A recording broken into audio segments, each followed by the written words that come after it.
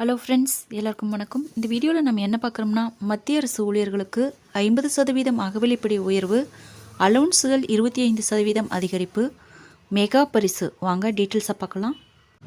மத்திய அரசின் கீழ் பணிபுரியும் ஊழியர்களின் அகவிலைப்படி இந்த ஆண்டு மார்ச் மாதத்தில் 4% உயர்த்தப்பட்டது. அதன் பிறகு அவர்களின் டிஏ 50% அதிகரித்துள்ளது.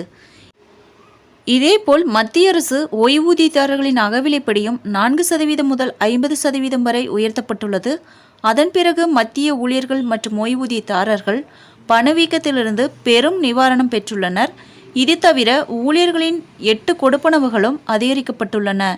இதன் காரணமாக ஓய்வு பெற்ற ஊழியர்களின் சம்பளம் மற்றும் ஓய்வூதியம் அதிகரித்துள்ளது. பணியாளர் மற்றும் பயிற்சித்துறை வியாழக்கிழமை ஜூலை 4, 2024 அன்று ஒரு சுற்றறிக்கையை வெளியிட்டது. அதில் செலவினத்துறை மற்றும் டிஓபிடி மூலம் சமீபத்தில் வெளியிடப்பட்ட பின்வரும் உத்தரவுகளுக்கு கவனம் செலுத்தப்பட வேண்டும். மேலும் அகவிலைப்படியை அதிகரித்ததன் விளைவாக கோரப்பட்டுள்ளது. 1/1/2024 முதல் 4% முதல் 50% வரை பின்வரும் கொடுப்பனவுகள் 1/1/2024 முதல் தற்போதுள்ள கட்டணங்களை விட 25% அதிகரித்த விகிதத்தில் செலுத்தப்படலாம். இந்த அலவுன்ஸுகளில் 25% அதிகரித்த விகிதத்தில் செலுத்தப்படலாம். இந்த அலவுன்ஸுகளில் 25% அதிகரிப்பு.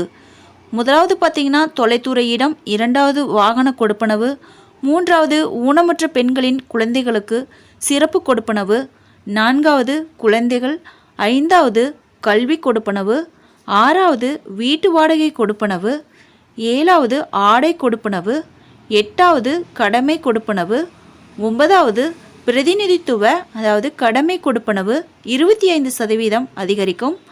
அது மட்டும் இல்லாமல் 18 மாத டிஏ பாக்கியை விடுவிக்க பிரதமர் மோடிக்கு வேண்டுகோள். மத்திய அரசு ஊழியர்களுக்கான தேசிய கவுன்சில் பணியாளர்கள் தரப்பு கூட்டு ஆலோசனை செயலாளர் சிவ் கோபால் மிஸ்ரா அவர்கள் கொரோனா தொற்று நோய்களின் போது நிறுத்தி வைக்கப்பட்டுள்ள 18 மாத டிஏ நிலுவைத் தொகையை வழங்குமாறு மத்திய அரசிடம் வேண்டுகோள் விடுத்துள்ளார்.